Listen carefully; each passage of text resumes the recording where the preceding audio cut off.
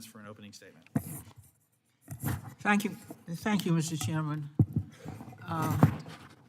I'd like to thank Subcommittee Chair Rick Crawford for holding this hearing on the implementation of the Infrastructure Investment and Jobs Act.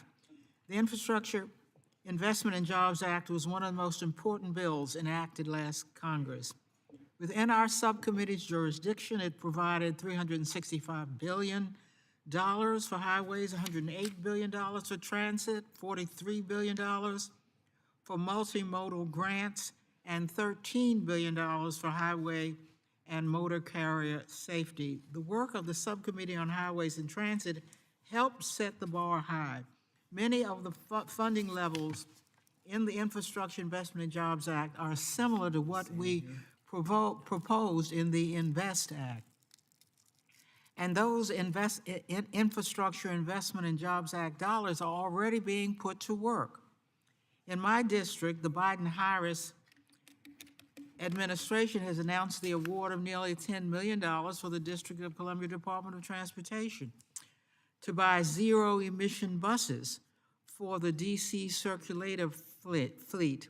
The DC Department of Transportation has also committed $15 billion of federal aid highway funds to expand the Metropolitan Branch Trail, and another $18.7 million to preserve and repair the city's tunnels.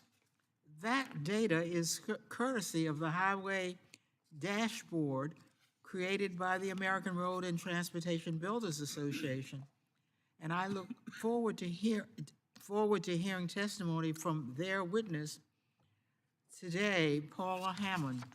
The Infrastructure Investment and Jobs Act isn't a DC-specific success story, as the Highway Dashboard shows. Projects are on the ground all across the country right now. The Infrastructure Investment and Jobs Act will benefit communities large and small, urban and rural. It will support private sector businesses like the ones many of our witnesses today represent, and public sector transportation departments and transit agencies. It makes meaningful investments in our workers, creating new allowances for states to invest in apprenticeships, on job training, and partnerships with community colleges and vocational schools.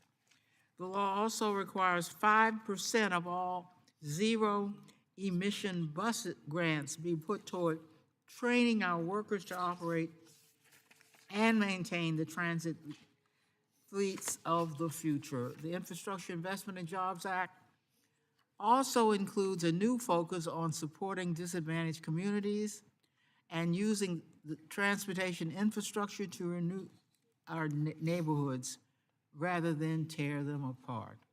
The law can help us start addressing some of the greatest challenges: the threat of climate change, the needs to strengthen our economy and supply chain, and the responsibility that we have to build a transportation system that works for all. I know many members on the other side of the aisle did not support the bill, but as we will hear today, the benefits of the Infrastructure Investment and Jobs Act are going to all communities, no matter their political leanings. I look forward to hearing from our witnesses today and working together to oversee this important law. Thank you, Mr. Chairman. Thank you, Ranking Member. I now recognize the Ranking Member of the full